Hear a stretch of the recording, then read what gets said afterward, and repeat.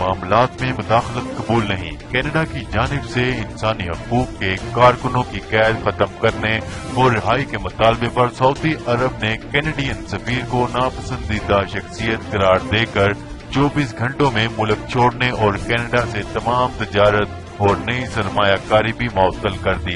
اپنا سفیر بھی واپس لا لیا۔ تفصیلات کے مطابق سعودی عرب نے کینیڈا کی جانب سے انسانی حقوق کے کارکنوں کی قید ختم کر کے رہائی کے مطالبے کو اپنے اندرونی معاملات میں مداخلت قرار دیتے ہوئے کینیڈا کے ساتھ سفارتی تعلقات، تمام تجارت اور نئی سرمایہ کاری بھی معطل کر دی ہے۔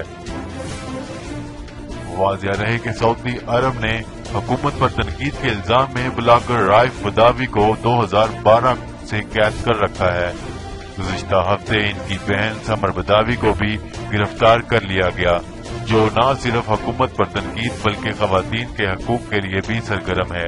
کینیڈین وزیر خارجہ نے سمر بداوی سے ملاقات کی تھی اور انسانی حقوق کے حوالے سے سرگرم سعودی عرب میں کارکنوں کی گرفتاری پر تشویش کا اظہار کیا تھا۔